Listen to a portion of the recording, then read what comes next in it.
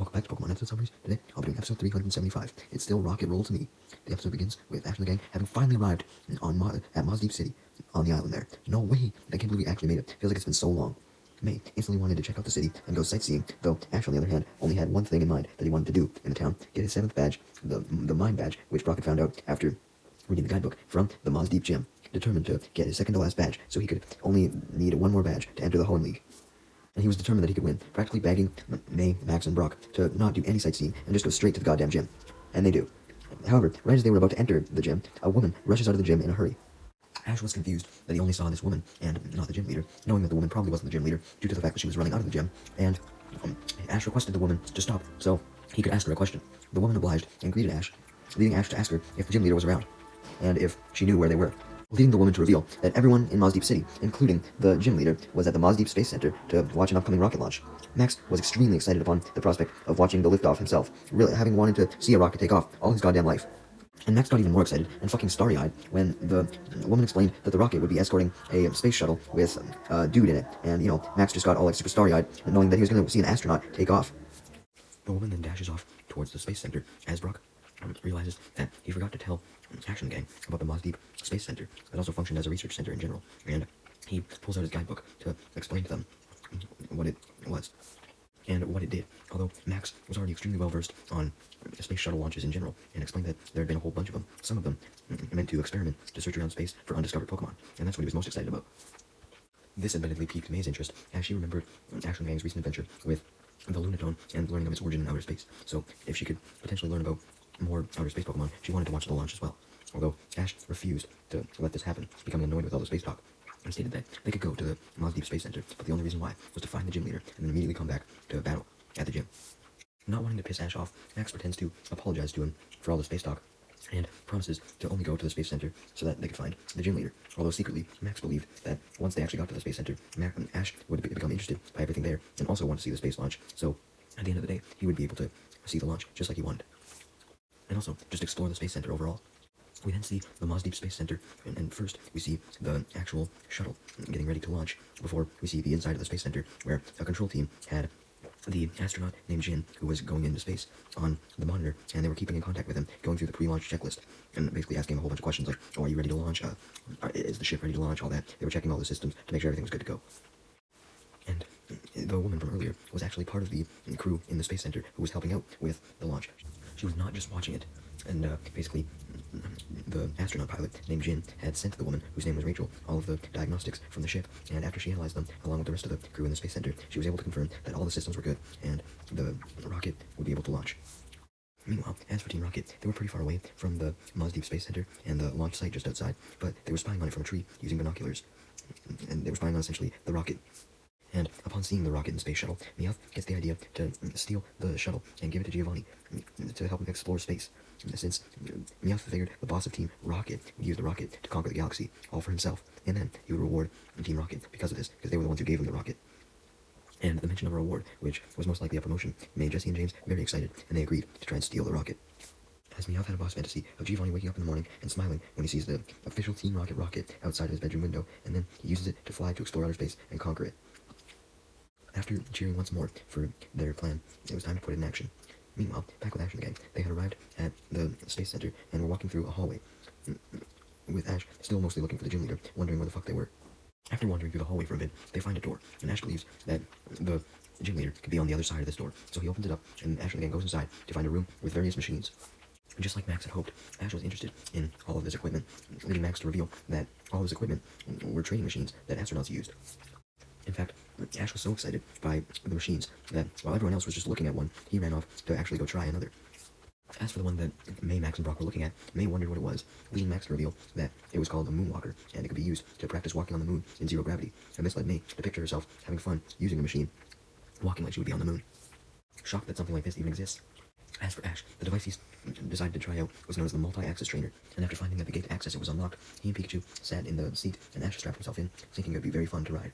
He then looks around for a way to actually turn it on, and he spots two buttons on the left armrest, a blue one and a red one. He pushes the red one, which happened to be the on button, as the machine starts to rotate rapidly in one direction after another,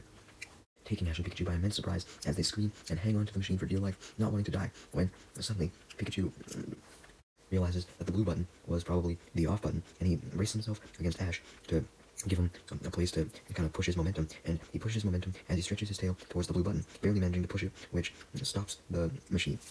Ash and Pikachu then strap themselves out of the machine, and they very dizzily walk up to Brock, Max, and May, trying to get up to them, but he was so dizzy he ended up collapsing in the middle of the room, leaving May, Max, and Brock to scold him a little bit for getting on the machine without knowing what it was fully capable of, and pointed out that Ash had to pay a price for messing with a machine that he didn't know, and simply just tries to recover from his dizziness that he was experiencing very bad still, as he complained that the room wouldn't stop spinning. But while he was down on the floor, he sees some lights from low windows in a nearby room, and he hears some sounds as well, and he was intrigued by all this, so he crawls over to the low window and looks through it to see something that really catches his attention: a Pokemon battle that was taking place between two identically dressed kids, one a boy and one a girl, and they were on opposite ends of a battlefield, with their names being Tate and Liza. Tate had a Solrock, and Liza had a Lunatone. There were also 4 Baltoy in each corner of the room, well, 1 Baltoy per corner, and they were currently making the room zero gravity, although Tate and Liza were on the ground because they had straps. Anyways, as the battle went on, Lunatone used a tackle, and Solrock did as well, simply causing a collision between Solrock and Lunatone that didn't do much damage to either of them. Tate then told Solrock to use Sandstorm, but it had no effect on Lunatone, leading Liza to taunt her brother, reminding him that Sandstorm didn't work on other Rock-type Pokemon, like Lunatone, which is part Rock-type. Liza then tells Lunatone to use Psychic, which moves Solrock, shoving it back into the wall behind Tate. As Brock, May, and Max crowd up to the window with Ash to watch as well. Tate then worriedly asks his Solrock if it was okay, and it nodded, so Tate called for a Solar Beam, which Solrock starts to charge.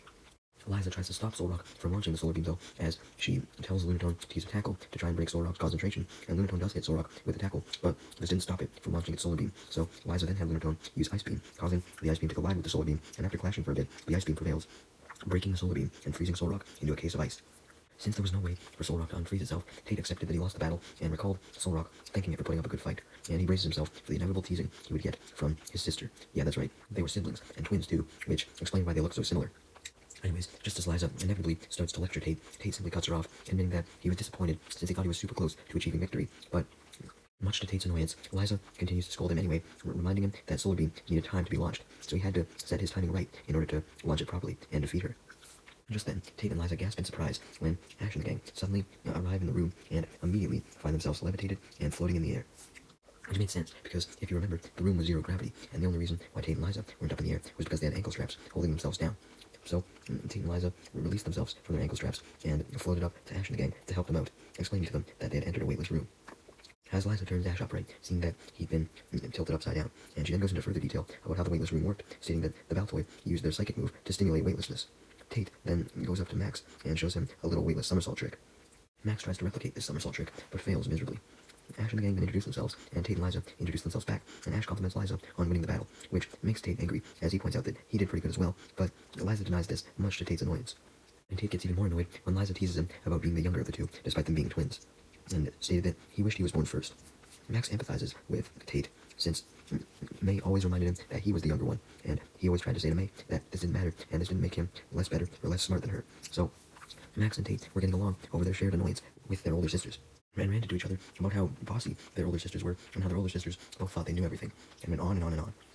Unbeknownst to Max, though, May was actually glad to see that Max had made a new friend, and was just actually getting along with someone, and wasn't just buried in his books all day. And she happens to bond with Liza, since they both had brothers, and they had that in common. Although Liza clarified that there was a difference, being that Liza and Tate were twins, whereas Max and May were only siblings, although Liza also added that she was slightly older than Tate, a fact that she would never let him hear the end of, which Tate confirmed. May then asks Liza and Tate why they were at the space station to begin with, leading them to explain that they were having a battle while waiting for the rocket launch. Although May questioned how they had managed to freely battle anyways, without catching the attention of the staff of the Space Center, but Tate and Liza just revealed that their father was the shuttle's pilot, while also being the director of the Space Center, and their mother, which was Rachel, who that meant was the pilot's wife, also worked at the Space Center, working in mission control. Ash was intrigued about the zero-gravity battles, and asked if they always had them, leading Tate and Liza to confirm this, and stated that they accidentally discovered, when they accidentally had the Baltoy use confusion, that Baltoy's confusion attack mimics space-like conditions, like zero-gravity. And they went on and on about how fun zero-gravity battling was, leading Brock to admit that it sure did sound fun, but even if it was fun, it would also be a perfect way to perfect your skills as a trainer, since battling with different physical laws could totally make a difference in battle. Since Tate and Liza knew the Space Center like the back of their hand, since they were always there, they offered to give Ash and the gang a tour of the place, though Ash admitted that he mainly just came to the Space Center to find the gym leader, so he'd like to do that before going on a tour. Tate and Liza tell Ash to look no further, though clarify that they wanted to see the launch of the rocket first, surprising Ash as Tate and Liza officially revealed themselves as the two gym leaders of Maz Deep City, making Ash worried as he wondered if he was really supposed to battle two gym leaders. Since Tate and Liza wanted to see the rocket launch first, they didn't go straight into a battle, and instead, they started to take Ash and the gang on a tour, going back to the room that Ash and the gang started in, and Tate even boarded the MAT machine that Ash had boarded before, and demonstrated how to use it properly, leading Max to not be able to resist teasing Ash about this, saying that Tate was just way fucking better at riding it than him. Liza then talks about the gym battle to Ash, stating that in their gym, they did double battles, using their Lunatone and Soul Rock. And May seemed concerned about this, thinking Tate and Liza would have the advantage,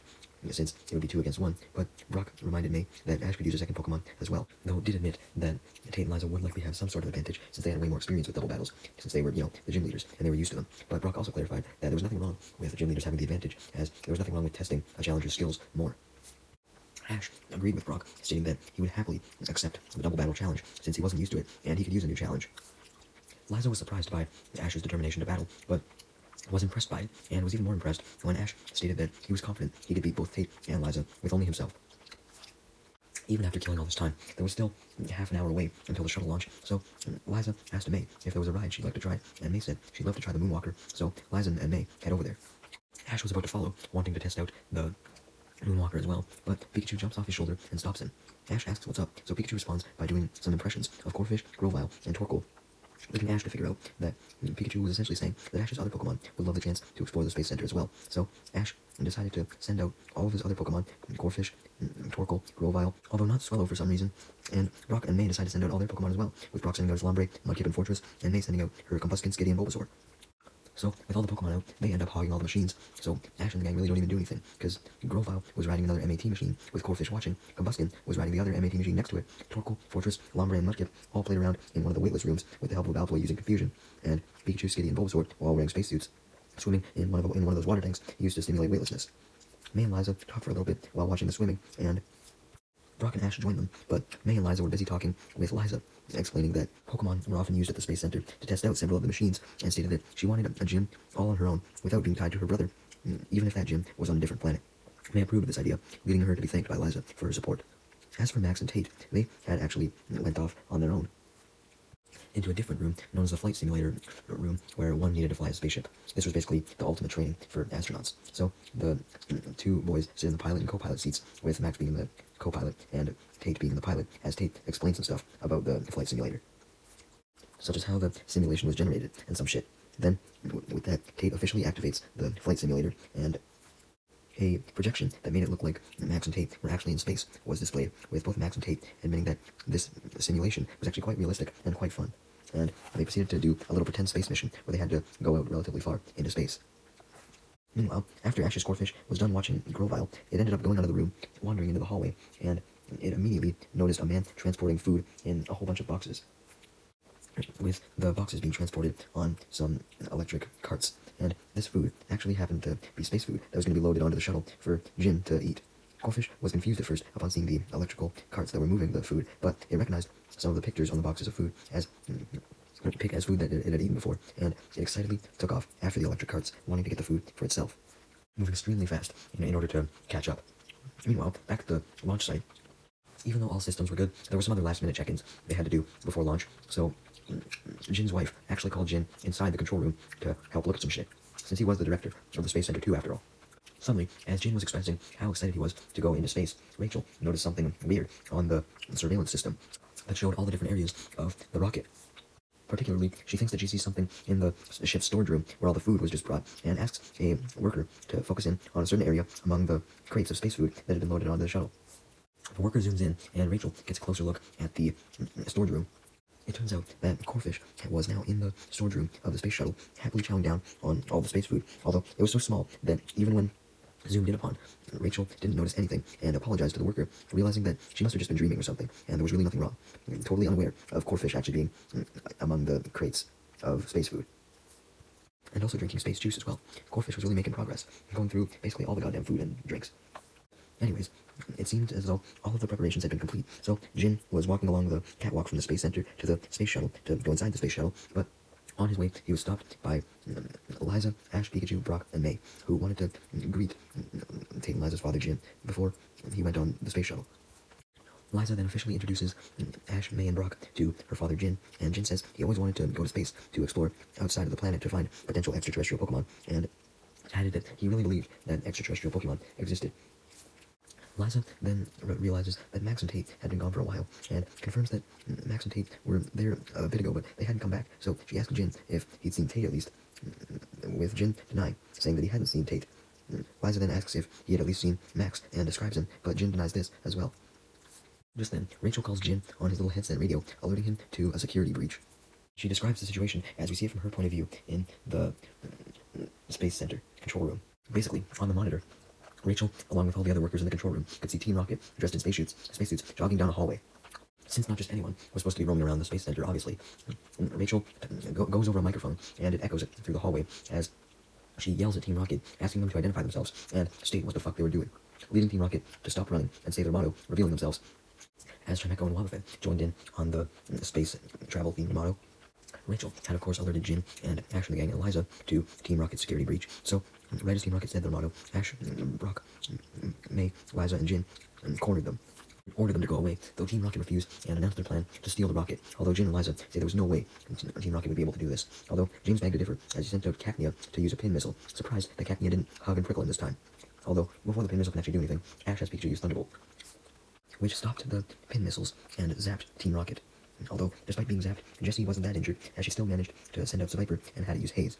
which obscured Brock, Ash, May, and Jin and Liza's vision, allowing Team Rocket to make their escape and run off towards the rocket's cockpit. Before Team Rocket could arrive in the cockpit, though, it was revealed that Max and Tate had now entered the cockpit, going from the simulation room to the real cockpit of the shuttle to get an even better experience. Max was worried that they could potentially get in trouble for being in the shuttle, and suggested that maybe they should leave, but Tate assured Max that he didn't need to worry, since they would leave as soon as Jin arrived to actually take off. Max decided to trust Tate, and decided to take his mind off of his worry about being caught, by talking about how awesome it would be to actually accompany Jin on the space mission, into space. Just then, Team Rocket had made it inside of the ship, and they hadn't made it to the cockpit yet, as along the way, they found the food storage area, and somehow, Corfish hadn't ate the rest of the food yet, and there was still some left, so Jessie grabbed a box full of food packets, very excited by the prospect of this awesome food that she saw, although Meowth suggested that they simply just continue on to the cockpit, since grabbing food was taking too much time, but Jessie grabbed a bunch of the food packets anyways. Team Rocket then leave the food storage and go to the cockpit as Corfish pops out from where it was hiding in some of the other food boxes, and that explained how it wasn't seen by Rachel before, because it was hiding out. But nonetheless, Corfish was mad that some of the food was gone. Anyways, Team Rocket then made it to the cockpit, only to find it obviously already occupied by Max and Tate. Although Max and Tate were no problem for them whatsoever, as Meowth simply just threw out a rope and caught Tate and Max off guard, tying them up with the rope. And then Team Rocket took their places in the seats, kicking them out of the seats. And Meowth started to boast about how Team Rocket finally had an actual goddamn rocket. And now, it was finally time for Team Rocket to take off, although they wanted this moment to be as special as possible. So, James got the idea to send out his Chimecho and have use Heal Bell to relax them, so that they could be in like a state of heavenly bliss as they finally achieved their dream of taking off in a rocket. Although, before Chimecho used the Heal Bell, even though it eventually did, it wrapped its tail around James, as usual. Though, James was quickly able to get Chimecho off of his face by pushing him up to the ceiling, and since he was up to the ceiling, this meant Chimecho's Heal Bell was more far range and relaxed Team Rocket even more as they took off, with Max and Tate still tied up behind them on the floor. And the rocket then rises up into the air as Meowth presses the launch button, causing the boosters to fire up. Meanwhile, Jin, Ash, May, Brock, and Liza were scared as they heard the rocket taking off, and they feared what was happening, and their fears were then confirmed as Rachel and the worker, and all the other workers in the control room, saw the rocket taking off, with Team Rocket inside piloting it, and Tate and Max tied up. So, Rachel immediately radios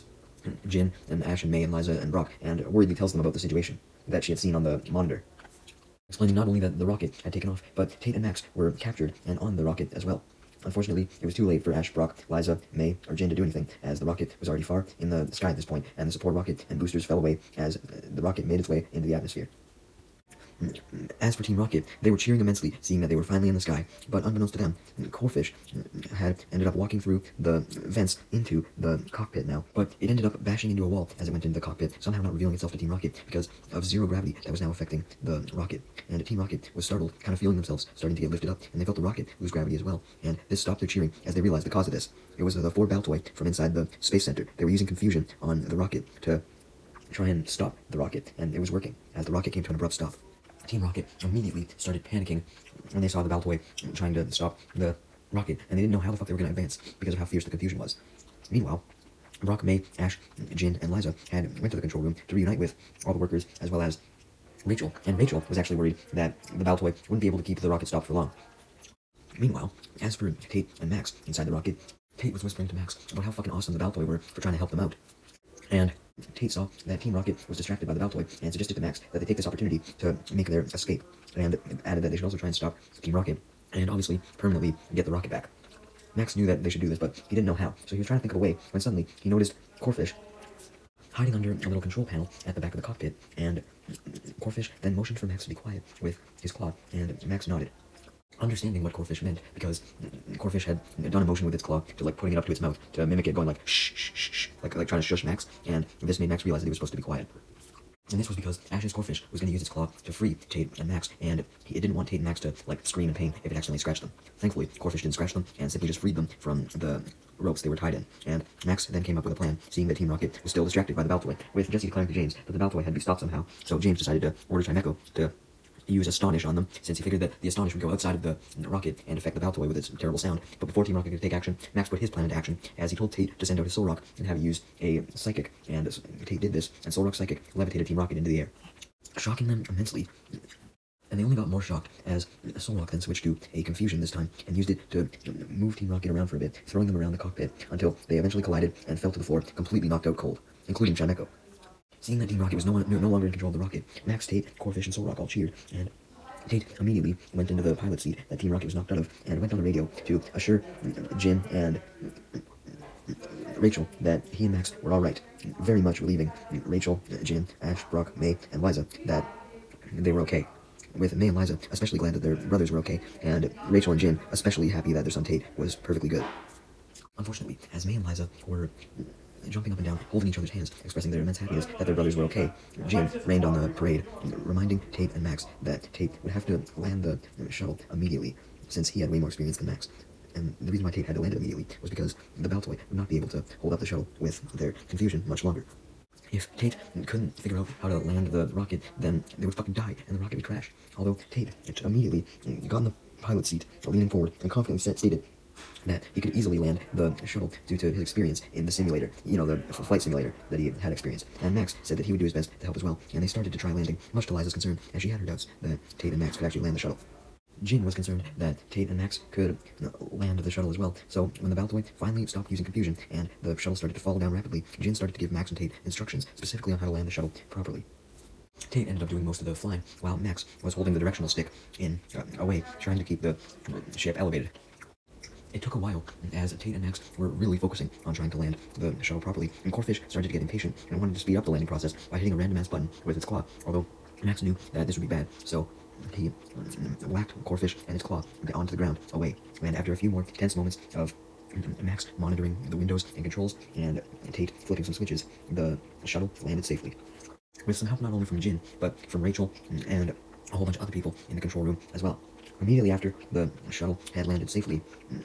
Team Rocket figured this out, despite still being dazed from Soul Rock's psychic attack, and managed to muster up all their energy to go out of the shuttle once the doors were open, and they fell to the ground. Team Rocket was soon taken out of their dazed state, though, as they were startled by none other than Liza and May, who had come to the place where the shuttle landed, and they were furious at Team Rocket for the danger they had put their younger brothers through. Ash, Brock, and Jin come as well, and May sends out her combustion and has it use a fire spin, and then once Team Rocket was damaged by this, Liza had her Lunatone, which she sent out, use an ice beam to freeze Team Rocket into an ice sculpture, and then Ash had Pikachu blast Team Rocket off with an Iron Tail, and they still blasted off inside the ice sculpture they were in, and the ice sculpture didn't crack until they crashed to the ground. Ash then jokes that Team Rocket being blasted off in the ice was ironic, as the ice looked like a rocket. Now that Team Rocket was gone, Ash and the gang, Tate, and Liza went up to the Space Center's rooftop, as Jin went inside the shuttle and led the latest shuttle mission into space, finally taking off after all this time. like he was supposed to. And as the extra boosters detached from the rocket, Ash and the gang, Tate and Liza, wondered what Pokemon Jin would find out in space, and hoped that he would truly find some interesting Pokemon while up in space. Tate and Liza then remind Ash that now that they'd seen the launch, they were more than ready to battle him, and Ash, of course, was ready to challenge them as well. Very excited for the upcoming battle, and he was feeling confident that he could win, even though he would be fighting in a double battle, which was a type of battle he wasn't very well versed in. That just made him want to win even more.